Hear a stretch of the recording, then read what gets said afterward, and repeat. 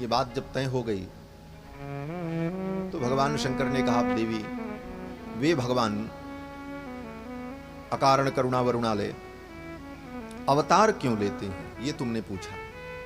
उनको अवतार लेने की जरूरत क्यों पड़ी, उसका कारण क्या है?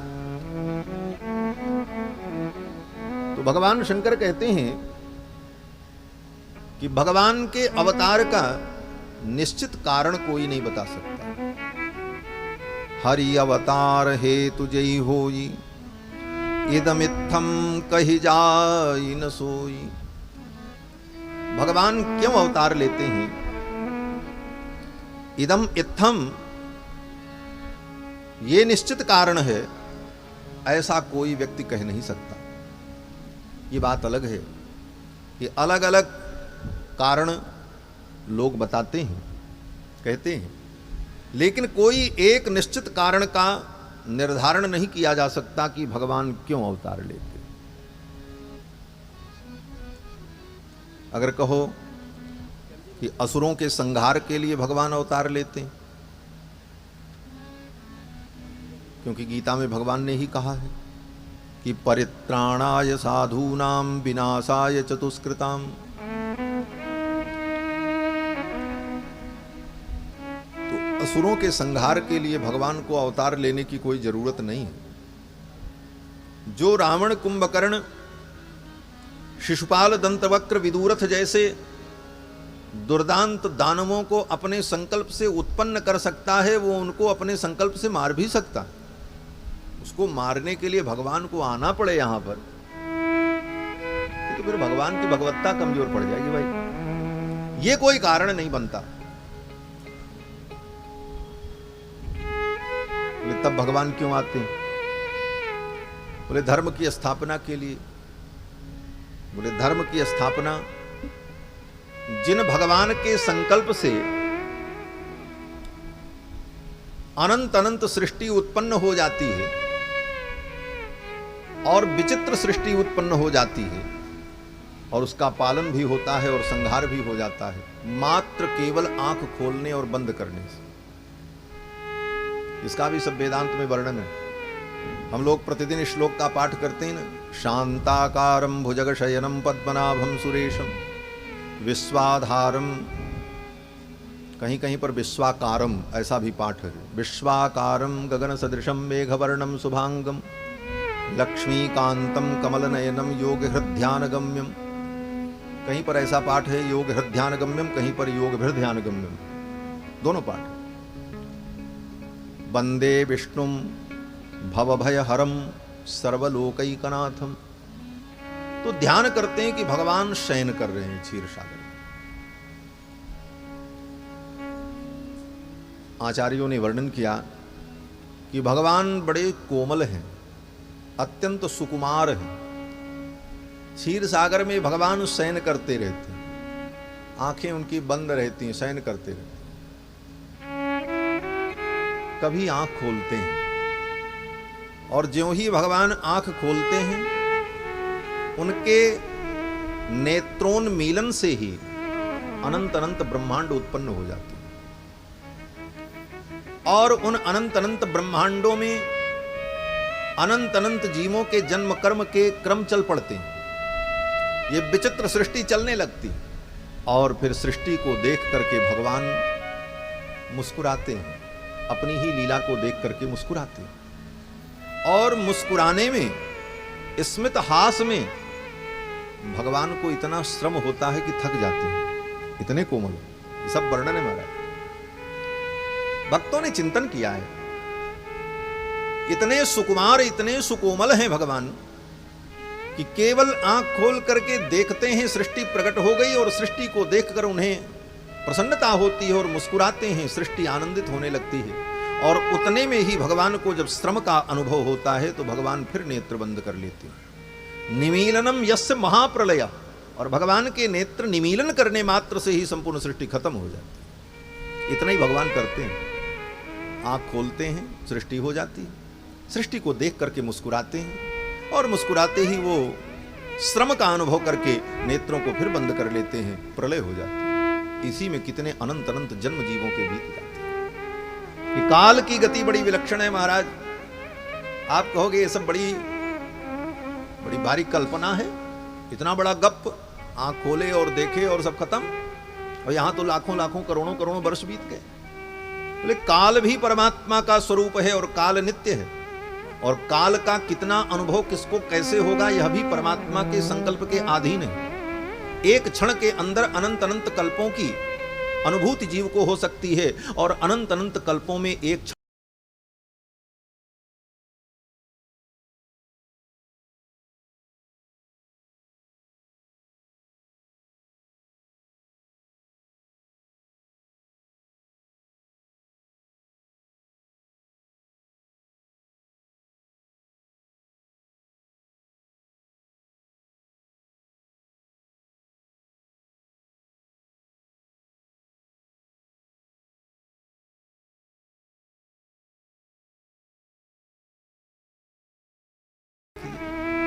कई वर्षों की कहानी का अनुभव आप स्वप्न में 2 घंटे में करते हैं कि नहीं करते हैं बताओ। और जब तक नींद नहीं खुलती तब तक वो कहानी सत्य ही लगती।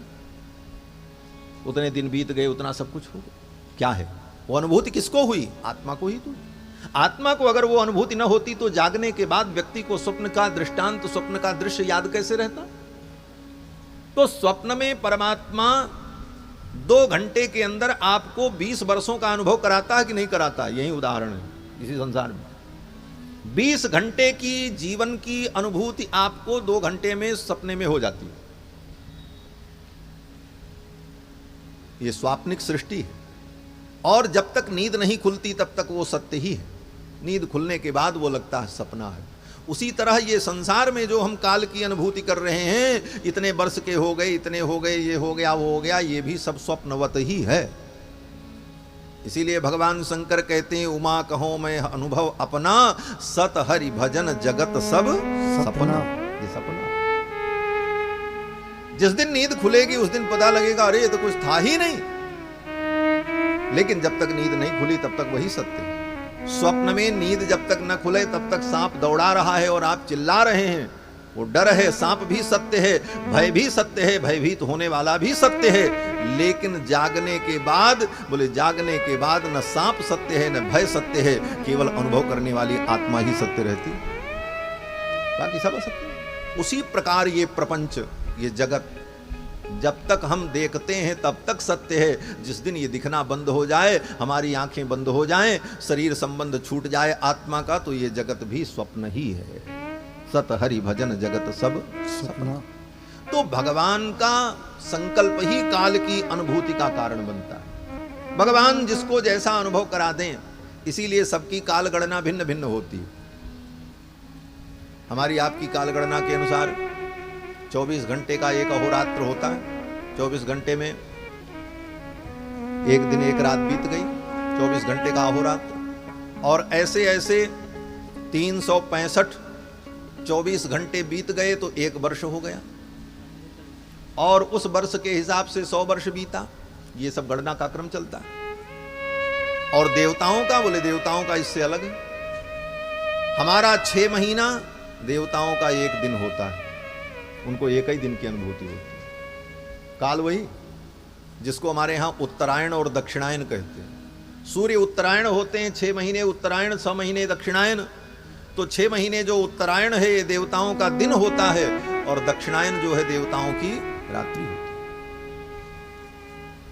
हमारा 1 वर्ष देवताओं का 1 दिन होता है, 1 अहोरात्र होता है। काल वही है, लेकिन अनुभूति भिन्न भिन्न है। देवताओं की अनुभूति अलग है, हमारी आपकी अलग है।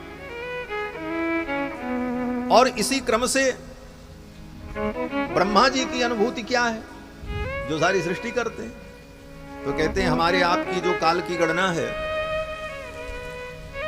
24 घंटे का 1 अहोरात्र, और फिर 30 दिन का 1 महीना, और 12 महीने का 1 वर्ष।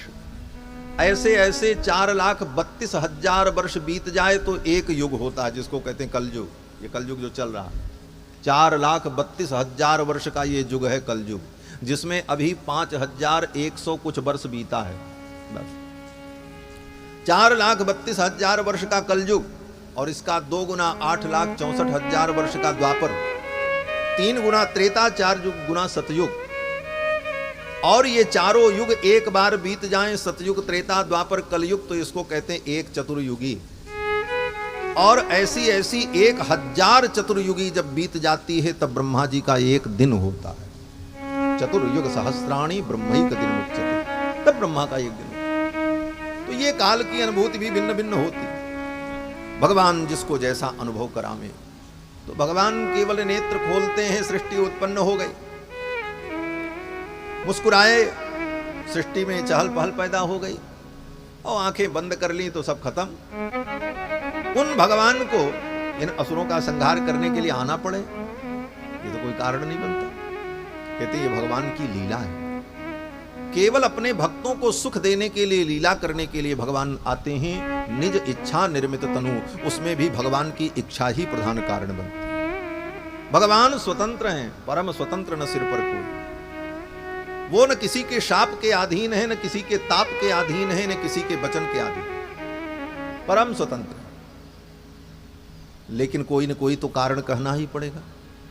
कारण कहेंगे तभी तो भगवान की कथा होगी, तभी विषय वस्तु का प्रतिपादन होगा। इस दृष्टि से गोस्वामी तुलसीदास जी महाराज वर्णन करते हैं। भगवान शंकर पहले तो कह देते हैं कि हरि अवतार हेतु जहि होई, यदि मिथ्यम कही जाई न सोई। भगवान के अवतार का कोई हेतु तय नहीं किया जा सकता। क्यों? बोले राम अतर्क बुद्धिमन बानी। भगवान श्री राम अतर्क हैं, वो तर्क के विषय नहीं। और यही हम लोग चूक जाते हैं। थोड़ी सी बुद्धि मिल गई, थोड़ा पढ़ लिख लिया, तो लोग तर्क से भगवान को जानना चाहते हैं, तर्क करते। ऐसा है तो ऐसा क्यों, ऐसा है तो। भगवान तर्क के विषय है ही नहीं।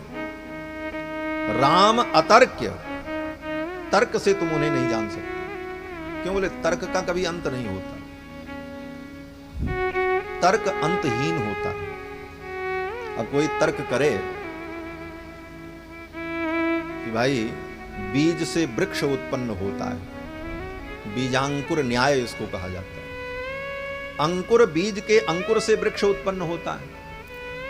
तो जब सृष्टि शुरू भई प्रारंभ में, तो बीज था कि वृक्ष था? आप कहोगे बीज था, तो सामने वाला कहेगा बीज आया कहां से, बिना वृक्ष के बीज होता ही नहीं। तो आप कहोगे फिर वृक्ष रहा होगा, तो फिर आप कहोगे फिर वृक्ष कहां से आया, बिना बीज के वृक्ष नहीं हो सकता। आज की भाषा में लोग दूसरा उदाहरण देते हैं, लेकिन वो गंदा है कि मुर्गी पहले भई कि अंडा पहले भई। अब ये मुर्गी अंडा की बात क्या करें, व्यासपीठ से सब गंदी बातें हैं। उदाहरण बीजांकुर न्याय का कि भाई पहले बीज हुआ कि पहले अंकुर हुआ, वृक्ष पहले कि बीज पहले। अब इसको तर्क से सिद्ध करके कोई तार्किक दुनिया का बतावे, नहीं बता सकता। अंतहीन तर्क है, अनवस्था हो जाएगी, उसका कोई एंड नहीं होगा, समापन नहीं होगा। कहां जाएंगे? आजकल के बुद्धिमान लोग डार्विन की बात करने लगेंगे, विकासवाद ला करके पटक देंगे बीच में। डार्विन के विकासवाद में ऐसे ऐसे सृष्टि हो गई, लेकिन डार्विन का विकासवाद भी केवल काल्पनिक मात्र है, उसमें भी कोई तथ्य है नहीं। पढ़ाया जाता है, ये अलग बात है, क्योंकि लॉर्ड मैकाले की शिक्षा पद्धति में वही हमारी खोपड़ी में भर दिया गया, तो हम उसी प्रकार सोचने के लिए मजबूर हो जाते। डार्विन का विकासवाद यही कहता है कि एक कोशीय जंतु पहले पैदा हुआ, फिर उसमें अनेक अनेक कोष बढ़ते चले गए, और आवश्यकता के अनुकूल उसके अंग में परिवर्तन होता चला गया, और इस प्रकार एक एक जीव विकसित होते चले गए। जिनको उड़ने की इच्छा भई उनके पंख जम गए, जिनको चलने की इच्छा भई उनके पैर हाथ बन गए, कठोर काम करने लगे तो उनकी हड्डी बन गई। लेकिन ये सब तर्क काल्पनिक।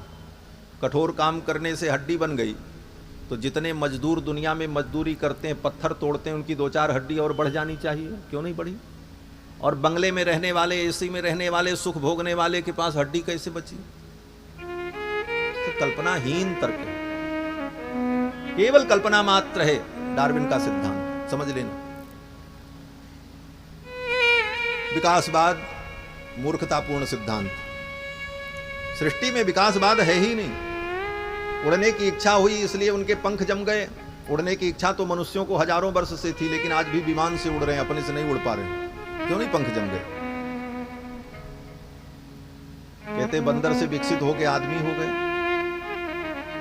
कैसे विकास हुआ? बोले धीरे धीरे उनकी पूंछ घिस गई और मूंछ निकल आई, सब आदमी बन गए। पूंछ घिस गई, मूछ निकल आई, आदमी बन गए, तो ये विकासवाद तुम्हारा बंद क्यों हो गया? आज भी जंगल है और जंगल में बंदर हैं, वन मानुष हैं, चिंपैंजी हैं, अनेक प्रकार की प्रजातियां हैं, उनमें विकास का वो क्रम बंद क्यों हो गया? आज भी 2-4 बंदर आदमी बनकर के आते, वो प्रक्रिया कहां चली गई? इन सारे तर्कों का उत्तर डार्विन का बाप भी नहीं दे सकता। इसका उत्तर तो सनातन धर्म में मिले। सनातन धर्म ही शुद्ध वैज्ञानिक सिद्धांत। अगर वैज्ञानिक विचारधारा सही दिशा में चलेगी तो आज नहीं, आज के 100 वर्ष बाद सारी दुनिया में सर्वश्रेष्ठ सिद्धांत सनातन धर्म का सिद्धांत ही सिद्ध होगा, क्योंकि ये तर्क की कसौटी पर खरा है, प्रामाणिक है। डार्विन का विकासवाद लेकर के ढो रहे हैं, विकास हुआ, विकास हुआ। कहते पूंछ क्यों खत्म हो गई? बोले पूंछ की आवश्यकता नहीं थी इसलिए खत्म हो गई। जिस अंग की आवश्यकता नहीं होती वो समाप्त हो जाता है। अच्छा, तो लोगों को गाय के सींग की आवश्यकता नहीं थी विदेशों में, तो सींग को आग से दाग दाग करके समाप्त करने लगे, लेकिन आज भी कोई नया बछड़ा पैदा हो तो सींग हो जाती है। सारे विदेशी कुत्तों की पूंछ काटते काटते थक गए, लेकिन उनकी पूंछ फिर पैदा ही होती है, अगला संतान पैदा होगी तो पूंछ होगी। क्या मूर्खतापूर्ण बातें। बंधुओं, विकासवाद भी डार्विन का मात्र काल्पनिक है। भाषा के विकास में भी यही पढ़ा देते हैं लोग, हम लोगों ने भी पढ़ा है। कहते हैं भाषा का पहले विकास हुआ, लोग बोलना नहीं जानते थे, फिर लोगों ने तय किया कि अमुक शब्द का ये नाम, अमुक वस्तु का ये नाम, अमुक वस्तु का ये नाम, और फिर धीरे धीरे भाषा में शब्द आए और फिर व्यवहार हुआ। तो भाषा के विकास के विषय में कहते, लेकिन मैं पूछना चाहता हूं कि अगर भाषा का किसी काल में विकास हुआ और लोगों ने भाषा बनाई, पहले बोल नहीं पाते थे, फिर भाषा का निर्माण हुआ, तो उस समय यह तय किया गया होगा इस पेड़ को आम कहो, इस पेड़ को इमली कहो, तो इस बात को किस भाषा में उन्होंने समझाया होगा? प्रश्न तो ये खड़ा होगा। क्योंकि आज भी कोई भाषा सीखने के लिए हमें दूसरी भाषा की जरूरत पड़ती है। हम अंग्रेजी भी सीखते हैं तो पहले अपनी मातृभाषा के माध्यम से सीखते हैं। दुनिया में कोई नई भाषा सीखने के लिए हमें किसी एक भाषा का पहले आश्रय लेना होगा, जो हमारी मातृभाषा होगी, जो जन्मजात होगी, तभी हम दूसरी भाषा सीख सकते हैं। तो सर्वप्रथम जब भाषा का विकास हुआ तो उस भाषा को बताने के लिए किस भाषा का प्रयोग किया गया, यह समस्या खड़ी हो जाए।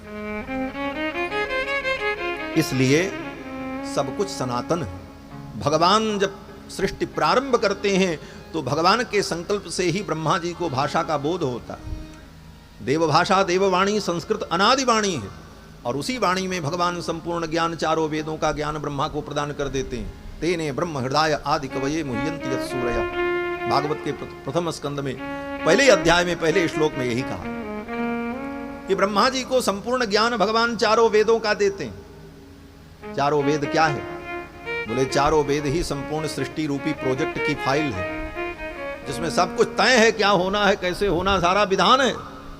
और वो ब्रह्मा जी को जब भगवान प्रदान कर देते हैं, तब ब्रह्मा जी तदनुकूल सृष्टि प्रारंभ करते हैं। यथा पूर्व मकल्पयत दिवंच पृथ्वीं चांतरिक्षमतो स्वः।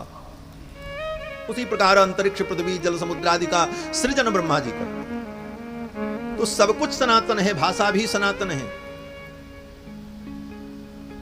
शब्द भी सनातन और नित्य हैं। बाद में और अपभ्रंश हो करके शब्द बने, भाषाएं बनी, लेकिन एक भाषा अनादि है, संस्कृत।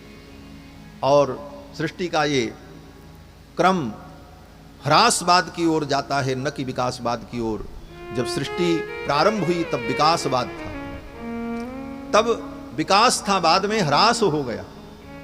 ब्रह्मा जी जब सृष्टि करते हैं तो ब्रह्मा जी की सृष्टि में जो विलक्षणता होती है, उनके पुत्रों की सृष्टि में वो विलक्षणता नहीं होती। फिर उनके पुत्रों के द्वारा जो सृष्टि आगे बढ़ती, उसमें वो विलक्षणता नहीं होती। तो सृष्टि में उत्तरोत्तर ह्रास होता है, विकास नहीं होता। ये सिद्धांत सनातन सिद्धांत, और यही आज हम देख रहे हैं। हमारे पूर्वजों की में जो विशेषता थी, जो दिव्यता थी, जो विलक्षणता थी, वो आज नहीं है, और जो आज है वो आगे नहीं रहेगी, कहीं ना कहीं ह्रास हो रहा है। तो बंधुओं, भगवान तर्क के विषय नहीं, बात यही थी। राम अतर्क बुद्धिमन बानी।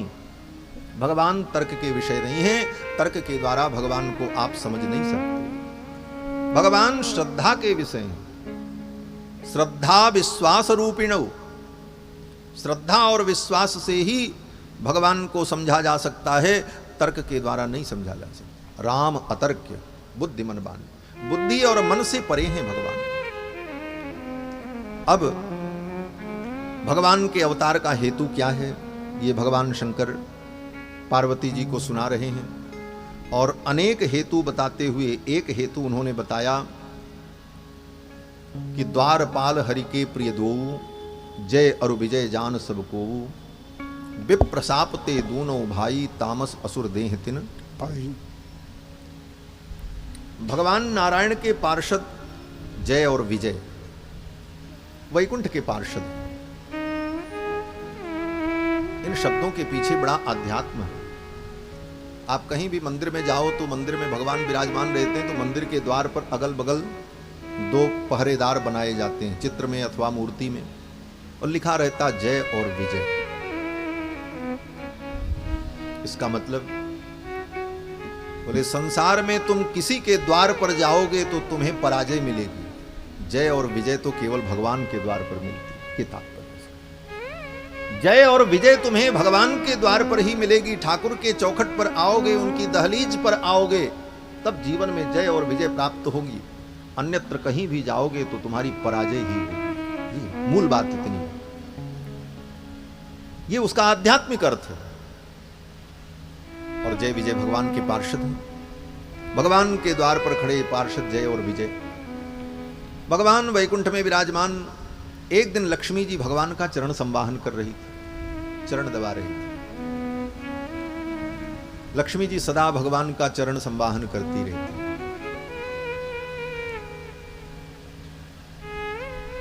लक्ष्मी जी भगवान का चरण कैसे दबाती हैं? हाथों से नहीं दबाती, अपने हाथों की छाया से। क्यों? बोले भगवान इतने कोमल हैं कि लक्ष्मी जी को भय लगता है कि कहीं ऐसे दबावें तो इनको पीड़ा न हो जाए। इसलिए अपने कर कमल की छाया से केवल भगवान के चरण संवाहन करने के लिए ऐसे हाथ करती हैं भगवती मां। भक्तों ने बड़ी ऊंची कल्पना की है, यही कथा का रस है। बाकी तो सारी राम कथा आपको मालूम ही है क्या, सारी कहानी 2 मिनट में राम कथा हो जाती है। कल एक चौपाई में राम कथा हो गई थी कि नहीं हो गई? एक राम अवधेश कुमारा, तिनकर चरित विदित संसारा। क्या? बोले नार बिरह दुख लहे अपारा, भयो रोसरन रावण मारा। हो गई रामायण। रामायण तो एक चौपाई में हो जाए, लेकिन उसके भीतर जो रस की अनुभूति है कथा की, वही महत्वपूर्ण विषय। लक्ष्मी जी भगवान का चरण दबाती हैं केवल अपने कर कमल की छाया से। अब यहां पर आचार्यों ने अनुभव किया कि भगवान कितने कोमल हैं, तो पहले लक्ष्मी जी की कोमलता का अनुभव किया आचार्यों ने। लक्ष्मी जी कितनी कोमल हैं? बोले पादारुन्तुदमेव पंकज रजश्चेटी भृषालोकितैः। भगवती महालक्ष्मी जब वैकुंठ में चरण विन्यास करती हैं, चलती हैं, तो पावड़े नहीं बिछाए जाते। तब कमल पुष्प की पराग की परत दर परत बिछाई जाती है। कमल पुष्प का जो पराग होता है, कमल पुष्प को लेकर के ऐसे ऐसे झाड़ो तो उसमें से जो धूल निकलती है सुगंधित पराग। पादारुन्तुदमेव पंकज रज, पंकज की रज, कमल की पराग, वो पराग जब बिछाई जाती है दर परत, तब लक्ष्मी जी उस पे अपने चरण का विन्यास करती, चलती। वैकुंठ के पार्षद उनकी ऐसी सेवा करते। लेकिन उस कमल की पराग पर भी लक्ष्मी जी जब अपने चरण को रखती हैं, निरावरण चरण को, तो वो पराग भी लक्ष्मी जी को चुभने लगती है, इसलिए कभी कभी डिसबैलेंस हो जाती है। ऐसा भक्तों ने अनुभव किया। पादारुन्तुदमेव पंकज रजश्चेटी भृषालोकितैः। और उनके बैलेंस बिगड़ने पर वैकुंठ की जो दासियां महालक्ष्मी की सेविकाएं हैं, वो सावधान होकर के देखती रहती हैं कहीं ये चलने में गिर न जाए। तो बार बार वो दासियां लक्ष्मी जी को देखती हैं, तो उन दासियों की नेत्र की दृष्टि की उस ऊष्मा से चेटी भृषालोकितैः, उन दासियों के बार बार अवलोकन करने पर उनके नेत्रों की ऊष्मा से भगवती का शरीर, भगवती महालक्ष्मी का अंग कुम्हलाने लगता है। ऐसी उत्कृष्ट भावना भक्ति। चेटी भृषालोकित ही, उन भगवती महालक्ष्मी के चरण कमल कितने कोमल है। भगवती महालक्ष्मी अपने गले में जब पुष्प की माला धारण करती हैं और चलते समय वो माला हिल करके छाती पर ठक से लगी तो वैकुंठ के भक्तों के हृदय में पीड़ा उत्पन्न हो जाती है। दोलाते बनमालया हरिभुजम हा कष्ट इत्यास्पदम, वैकुंठ के पार्षद रो पड़ते हैं, भगवती को पीड़ा हुई है। उन लक्ष्मी के चरण कमल इतने कोमल, तो उन लक्ष्मी का कर कमल कितना कोमल होगा। और उन कोमल कर कमलों से भगवान के चरण कमल की सेवा करते समय भी लक्ष्मी जी को भय लगता है कि कहीं इनको पीड़ा न हो। अब आप सोचो भगवान के चरण कमल कितने कोमल। लक्ष्मी जी भगवान से पूछती हैं, हे नाथ, आपका श्रीअंग इतना सुकोमल है तो आप बड़े बड़े असुरों से युद्ध कैसे करते? बड़े बड़े असुर आपके ऊपर अपनी गदा का वज्र का प्रहार करते हैं और उनकी गदा टूट जाती है, वज्र टूट जाता है और आपके शरीर पर एक व्रण भी नहीं होता, एक लकीर भी नहीं बनती, तो आप इतने कठोर कैसे हो जाते? तो भगवान मुस्कुराने लगे। भगवान ने कहा, आपने मेरी कठोरता नहीं देखी। लक्ष्मी जी ने कहा, कृपा करके आप अपनी कठोरता भी हमें कभी दिखाओ। देखो, यही भगवान की विशेषता है। एक साथ, ध्यान से समझना, कथा बड़ी कठिन है। एक साथ परस्पर विरुद्ध धर्म जिसके अंदर विद्यमान हो वो परमात्मा। विरुद्ध धर्माश्रयत्वम ईश्वरत्वम, ईश्वर का लक्षण क्या है? सनातन धर्म में सब कुछ तार्किक है हमारा, सब कुछ सोच समझ करके आचार्यों ने अनुभव किया। विरुद्ध धर्माश्रयत्व जिसके अंदर हो वो परमात्मा। विरुद्ध धर्माश्रयत्व क्या है? बोले परस्पर दो विरुद्ध धर्म एक आश्रय में नहीं रह सकते। जैसे आप अत्यंत कोमल हो तो फिर आप कठोर नहीं हो सकते। अगर आपका शरीर कठोर है तो फिर कोमल नहीं हो सकता। क्यों? बोले कोमलता कठोरता परस्पर विरुद्ध धर्म है, लेकिन परमात्मा में दोनों विद्यमान रहते हैं। जो छोटा होगा वो बड़ा नहीं हो सकता। अणु जो है वो महान नहीं हो सकता, जो महान हो वो अणु नहीं हो सकता। लेकिन भगवान अणु भी हैं और महान भी हैं। अणोर अणियान महतो महीयान। विरुद्ध धर्माश्रयत्व है उनके अंदर, परस्पर विरुद्ध धर्म भगवान में विद्यमान रहते हैं। भगवान अज्ञ भी हैं, सर्वज्ञ भी हैं, सब कुछ जानते हैं और कुछ नहीं जानते हैं। ये सब कहा गया है शास्त्र। तो परस्पर विरुद्ध धर्म का जो आश्रय है वो परमात्मा। भगवान अत्यंत कोमल भी हैं और अत्यंत कठोर भी। जब भक्त उनकी कोमलता का अनुभव करते हैं और जो भगवान के विरोधी हैं वो जब सामने आते हैं तो उनको भगवान की कठोरता का अनुभव होता है। यही वैशिष्ट है भगवान का। अब लक्ष्मी जी ने कहा, महाराज मैं आपकी कठोरता देखना चाहती हूं, आप कितने कठोर हो। तो भगवान ने कहा अच्छा। तो भगवान ने जय विजय को बुलाया और जय विजय से कहा, तुम मेरे द्वारपाल हो, सेवक हो। जय विजय ने कहा, हाँ प्रभु, तो मेरी आज्ञा का पालन तुम्हें करना चाहिए। जय विजय ने कहा, प्रभु सेवक का यही धर्म है। सेवक का धर्म क्या है? अपने स्वामी की आज्ञा का पालन करना, यही सबसे बड़ा धर्म है। आज्ञा सम न सुसाहिब सेवा। आज्ञा से बड़ी कोई सुसाहिब सेवा नहीं होती। आज्ञा गुरुणाम अविचारणीय। अपने गुरुजनों की, श्रेष्ठ जनों की, पूज्य जनों की आज्ञा में विचार नहीं करना चाहिए। मातु पिता और प्रभु की बानी विनय विचार करिए शुभ जानी, ये सेवक धर्म है। सेवक धर्म का मतलब ये नहीं है कि दिन भर हाथ पैर दबावे और गुरु जी जो उन कहे तो उन करवे न करे, तो कौन सेवक? सेवक का मतलब जो आज्ञा पाले। गुरु जी ने आज्ञा दे दी तो अब उसमें कोई विचार नहीं करना, कर देना। जय विजय ने कहा महाराज आपकी आज्ञा का पालन करना हमारा धर्म है। भगवान ने कहा मेरी आज्ञा का पालन करोगे? जय विजय ने कहा निस्संदेह। भगवान ने कहा तो भगवती महालक्ष्मी मेरी कठोरता देखना चाहती हैं, तो ऐसा करो कि तुम अपनी गदा से पूरी शक्ति के साथ मेरे ऊपर प्रहार करो। और भगवती महालक्ष्मी मेरी कठोरता देखना चाहती। जय विजय तो चौंक गए, महाराज ये कैसी आज्ञा, मैं आपके ऊपर प्रहार करूं? भगवान ने कहा मेरी यही आज्ञा है। जय विजय ने कहा महाराज आप हमें बैकुंठ से निकाल दो, लेकिन ये पाप मुझसे मत कराओ, मैं आपके ऊपर प्रहार करूं, ये कैसे हो सकता है? भगवान ने कहा अच्छा कोई बात नहीं। भगवान ने कहा ठीक है जाओ, जहां तुम्हारी सेवा है वहां सेवा करो। जय विजय आकर के द्वार पर खड़े हो गए, विचार करने लगे भगवान ने आज ऐसी आज्ञा क्यों दी, हम सेवक होकर भगवान के ऊपर गदा से प्रहार करें। जय विजय समझ नहीं पाए, लेकिन भगवान तो सत्य संकल्प है। भगवान का एक नाम है सत्य संकल्प, जिनके संकल्प में कभी विकल्प नहीं उत्पन्न होता, वो जो संकल्प करते हैं वही होता है। इसलिए भगवान का नाम है सत्य संकल्प। भगवान सत्य संकल्प ने संकल्प किया कि जय विजय हमारे ऊपर प्रहार करें, तो अब जय विजय को करना पड़ेगा। वैकुंठ में नहीं करेंगे तो संसार में आके करना पड़ेगा। और फिर भगवान ने ऐसी माया फेरी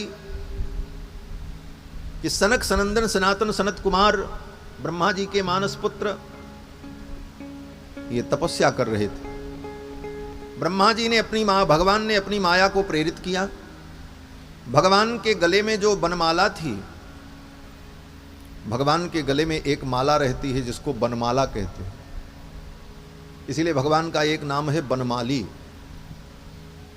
वो बनमाला का मतलब कोई जंगल की माला हो इसलिए बनमाला कहते हैं ऐसा नहीं, उसकी भी विशेषता है। 5 प्रकार के पुष्पों से बनी हुई माला को बनमाला कहते हैं। तुलसी कुंद मंदार पारिजात सरोरुहै पंचभिर ग्रथिता माला बनमाला प्रकीर्तिता। तुलसी, कुंद, मंदार, पारिजात और कमल पुष्प, इन 5 प्रकार के पुष्पों से बनी हुई जो माला होती है उसको बनमाला कहते हैं। और बनमाला भगवान को अत्यंत प्रिय है। भगवान नित्य बनमाला धारण करते हैं।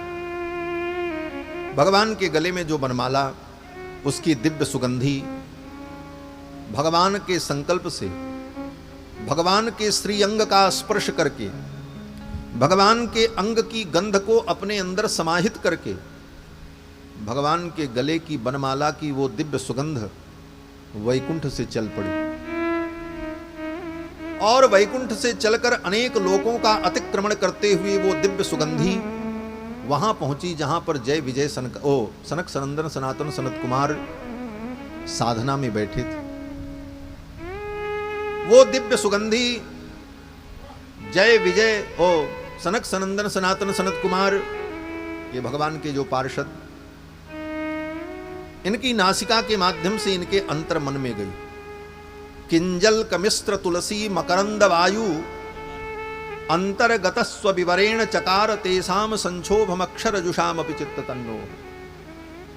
वो भगवान की दिव्य गंध जब नासिका के माध्यम से सनकादिकों के अंदर में गई तो उनकी समाधि टूट गई। अरे ऐसी दिव्य गंध, ये तो ब्रह्मगंध है, ये प्रकृति से परे कोई विलक्षण गंध है, ये कहां से आ रही? उस गंध का अन्वेषण करते करते सनकादिक चल पड़े और पहुंच गए कहां? बोले वैकुंठ, क्योंकि वैकुंठ से ही आ रही। वैकुंठ के द्वार पर पहुंचे तो जय विजय द्वार पर मिल गए। जय विजय ने रोक दिया, भीतर नहीं जा सकते, क्योंकि सनक सनंदन सनातन सनत कुमार, ये ब्रह्मा जी के मानस पुत्र, ये चारों भाई सदा 5 वर्ष के ही रहते हैं। 5 वर्ष से ज्यादा इनकी आयु नहीं। और ये दिगंबर रहते हैं, कोई कपड़ा भी नहीं पहनते, कोई वस्त्र नहीं। आशा बसन बसन यह तिनहि रघुपति चरित हो ही तह सुनहि। आशा ही इनके वस्त्र हैं। आशा माने दिशा, अर्थात दिगंबर रहते। देखत बालक बहुकालीना, देखने में ये बालक हैं लेकिन बड़े पुराने हैं। देखत बालक बहुकालीना, ब्रह्मानंद सदा लय लीना, ब्रह्मानंद में सदा लीन रहते। चारों भाई जब द्वार पर पहुंचे तो जय विजय ने रोक दिया, बोले भीतर नहीं जा सकते, अभी भगवान के दर्शन का समय नहीं है। अकाल में दर्शन करने से पुण्य नष्ट हो जाता है। अकाले दर्शनम विष्णोः हंति पुण्य पुराकृतम, अकाल में भगवान का दर्शन करने पर पूर्वकृत पुण्य नष्ट हो जाते, इसलिए अभी आप भीतर नहीं जा सकते, रोक दिया। फिर जाने का प्रयास किया, फिर रोका, 3 बार जब रोका तो क्रोध आ गया हमारा, और क्रोध में आकर के सनकादिकों ने जय विजय को शाप दे दिया, भगवान के द्वार पर होकर के तुम भगवान से मिलने में बाधा उत्पन्न करते हो, जाओ 3 जन्म तुम राक्षस हो जाओ। महाराज द्वारपाल हरि के प्रिय दो, द्वारपाल हरि के प्रिय दो, जय अरु विजय जान सबको, जय अरु विजय जान सबको, द्वार सापते दोनों भाई, द्वारपाल हरि के प्रिय दो, द्वारपाल हरि के प्रिय दो।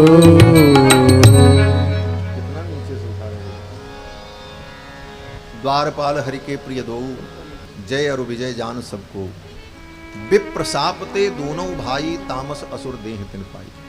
ब्राह्मण के शाप से ये दोनों पहले जन्म में हिरण्याक्ष और हिरण्यकश्यपु बने, दूसरे जन्म में रावण और कुंभकर्ण बने, तीसरे जन्म में शिशुपाल और दंतवक्र बने, और इनके उद्धार के लिए भगवान का अवतार हुआ। जब शाप दे दिया सनकादिकों ने तो भगवान भीतर से निकल करके बाहर आए द्वार पर। सनकादिकों को भी बड़ा संकोच हुआ कि मैंने वैकुंठ के द्वार पर आकर के भगवान के पार्षदों को शाप दे दिया, ऐसा मुझे नहीं करना चाहिए। भगवान ने कहा कोई बात नहीं, ये मेरी इच्छा थी, मेरा संकल्प था, और ये मेरे पार्षद हैं, अगर ये 3 जन्म राक्षस बनेंगे तो इनका उद्धार करने के लिए मैं 4 जन्म ग्रहण करूंगा और इनको पुनः वैकुंठ लेकर के आऊंगा। 3 जन्म राक्षस बनने का शाप हुआ जय विजय को, तो भगवान ने 4 बार अवतार लेकर के इनका उद्धार किया। हिरण्याक्ष का उद्धार करने के लिए भगवान वराह बने, हिरण्यकश्यपु का उद्धार करने के लिए भगवान नरसिंह के रूप में आए, और वही दोनों जब रावण कुंभकर्ण बने तो इनका उद्धार करने के लिए राम रूप में आए, और जब वही दोनों भाई तीसरे जन्म में शिशुपाल और दंतवक्र बने तो भगवान कृष्ण के रूप में आए और इनका उद्धार किया। तो भगवान शंकर कहते हैं देवी जय और विजय जब सनकादिक के शाप से रावण और कुंभकर्ण के रूप में प्रकट हुए, इनका उद्धार करने के लिए भगवान राम रूप में अवतरित हुए। एक कारण ये बताया। दूसरा कारण कहते हैं कि नारद साप दीन एक बारा, एक कल्प ते ही लगी अवतारा। एक कल्प में नारद जी ने भगवान को शाप दिया, इसलिए भगवान का अवतार।